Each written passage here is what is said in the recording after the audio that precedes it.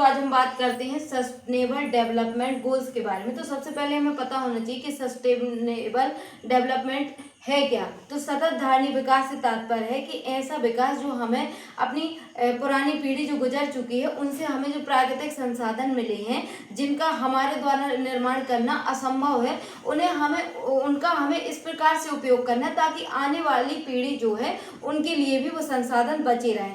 ऐसे में बात उठती है कि हमारे पास संसाधन सीमित है और जनसंख्या असीमित है, तो दोनों के बीच हमें तालमेल बनाना होगा। तो उसको तालमेल बनाना होगा और इसीलिए हमने सतत धारणीय विकास के लिए कुछ लक्ष्य निर्धारित किए जो कि विश्व स्तर पर निर्धारित किए गए हैं। तो हम देखेंगे कि हमने क्या उन लक्ष्यों के लिए गोल क्या है। सबसे पहले तो सबसे पहला है नो पॉवर्टी, हमारा भारत ऐसा हो जहां कोई गरीब ना हो।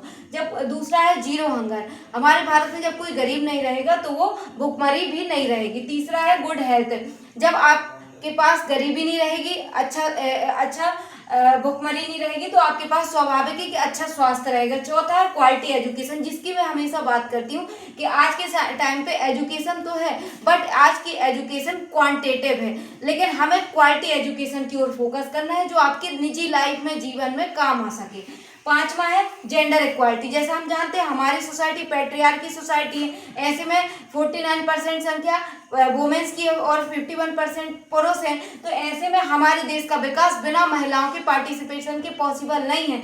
ऐसे में अगर हमें सबसे ज्यादा इंपॉर्टेंट गोल हो तो वो पांचवें जेंडर इक्वालिटी की ओर ध्यान देना होगा। इसके बाद छठवां गोल है क्लीन वाटर एंड सैनिटेशन। हम मान लीजिए हमारे पास जल बहुत मात्रा में उपलब्ध है लेकिन हमारे पास क्लीन वाटर और साफ सफाई वाली चीजें नहीं है, तो ऐसे में हमारे हेल्थ पे इम्पैक्ट पड़ेगा। और जब हेल्थ पे इम्पैक्ट पड़ेगा तो क्या होगा, इनडायरेक्ट में गरीबी भी इम्पैक्ट होगी, भुखमरी भी, अच्छा हेल्थ भी इम्पैक्ट करेगा। सातवां है अफोर्डेबल एंड क्लीन एनर्जी, स्वस्थ और प्रदूषण मुक्त ऊर्जा। जैसे कि आज हम प्रेजेंट में एसी चलाते हैं, हम पब्लिक वाहनों का यूज कम करते हैं, तो ऐसे में हमें जो ऐसे संसाधन है जैसे जिनसे ज्यादा मात्रा में पॉल्यूशन होता है जैसे कोयला व्हीकल्स हो गया, तो हमें इनके स्वस्थ और सस्ती और प्रदूषण मुक्त ऊर्जा का उपयोग करना है, जैसे कि पवन ऊर्जा हो गया, सोलर ऊर्जा हो गया। इसके बाद है decent work and economic growth, हमें उत्कृष्ट कार्य करना है और इकोनॉमिक वृद्धि करना है जो सभी के लिए हो।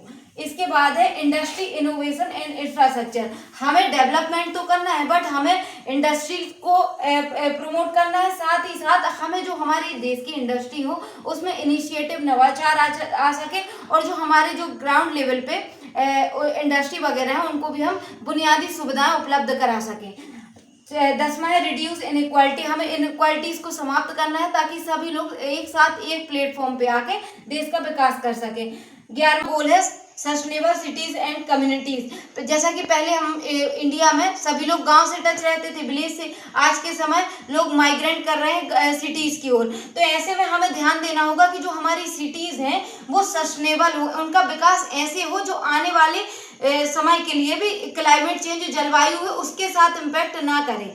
और इसके बाद है 12वां है रिस्पॉन्सिबल कंजप्शन एंड प्रोडक्शन, हमें कंजप्शन तो करना है और प्रोडक्शन भी करना है, मतलब हमें उत्पादन भी करना है, साथ में हमें उपभोग भी करना है, लेकिन सब दोनों के बीच एक बैलेंस बना के चलना है। 13वां है क्लाइमेट एक्शन, जैसा कि हम देख रहे हैं पेरिस एग्रीमेंट हुआ था, जलवायु परिवर्तन, हमारे विश्व का टेम्परेचर हमें 2 डिग्री से कम रखना है। इसके बाद है लाइफ बिलो वाटर, हमें जलीय जीवों की सुरक्षा करना है। 15वां है लाइफ ऑन लैंड, जो स्थलीय जीव है उनकी भी रक्षा करना है। इसके बाद है अगर हमारे 15 गोल हमें प्राप्त करना है तो उसके लिए सबसे इम्पोर्टेंट है पीस एंड जस्टिस।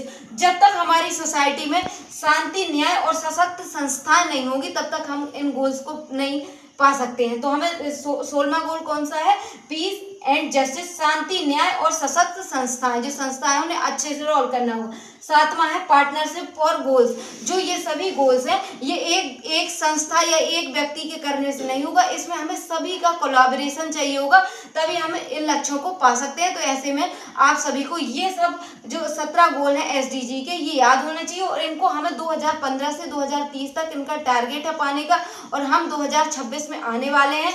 तो हमें ये देखना होगा कि हमने कितना काम किया, अभी 4 साल में हम कितना बेहतर कर सकते हैं। Thank you.